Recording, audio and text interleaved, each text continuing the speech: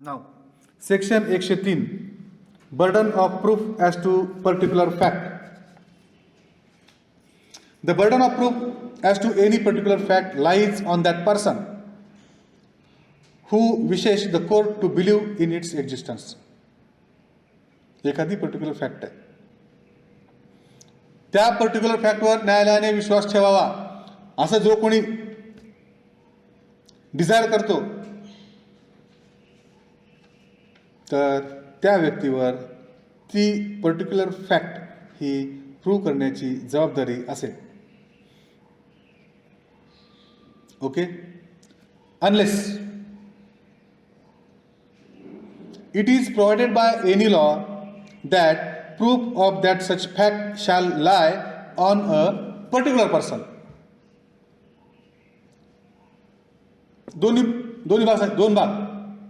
पहिल्या पार्टमध्ये त्यांनी सांगितलं जो कोणी म्हणतो न्यायालयाला की पर्टिक्युलर फॅक्टचं तुम्ही एक्झिस्टन्सचा बिलीव्ह करा आणि मला निकाल द्या, तर जो कोणी म्हणतो त्याच्यावर. अनलेस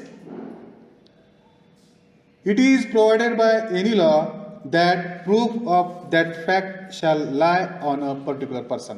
जर एखाद्या कायद्यानं त्या ठिकाणी ती फॅक्ट ही पर्टिक्युलर पर्सनच प्रूव्ह करावी असं जर नमूद केलं असेल, त्याच्याशिवाय इतर ठिकाणी मात्र पर्टिक्युलर फॅक्टच्या बाबतीत त्या व्यक्तीनंच ती फॅक्ट प्रूव्ह करावी लागेल. लक्षात नाही.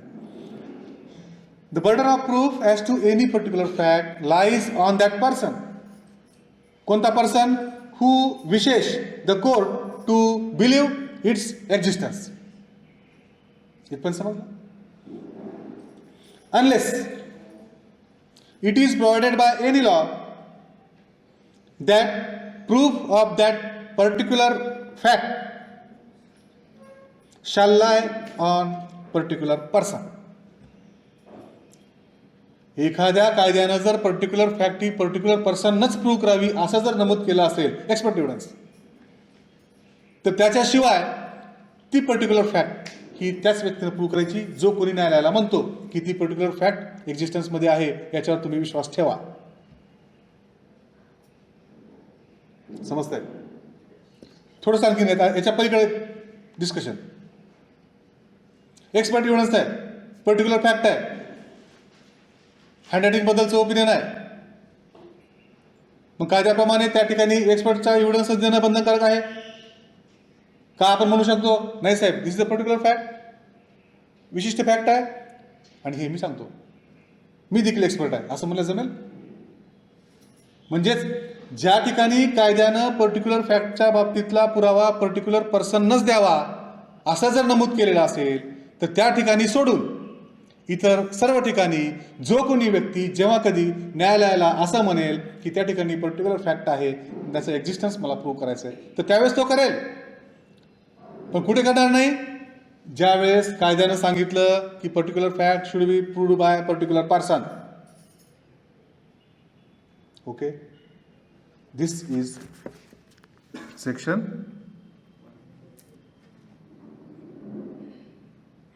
103. एक उदाहरण देतो. आता अनलेसच्या बाबतीतलं सेकंड पार्टमध्ये उदाहरण म्हणजे ते एक्सपर्टचा एव्हिडन्स लक्षात ठेवा. आता हे वरचा भाग.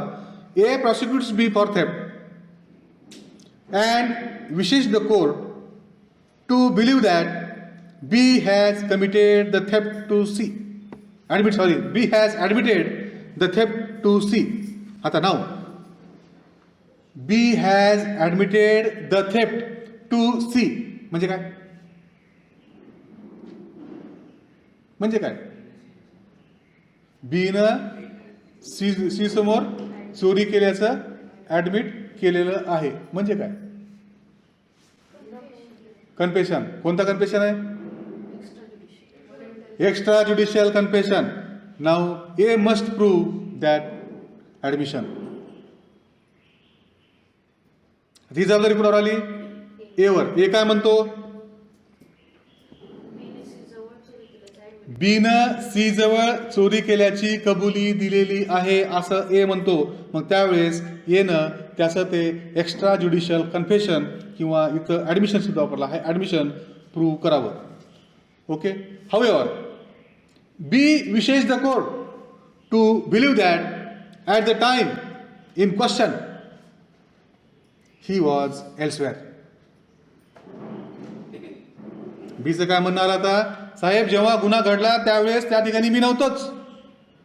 Section 11 depends of then B must prove. B must prove काय, he was elsewhere at the time in question. ज्यावेळी तो गुन्हा घडला त्यावेळेस तो त्या ठिकाणी नव्हताच. ही फॅक्ट त्यावेळेस त्या बीनं प्रूव्ह करावी.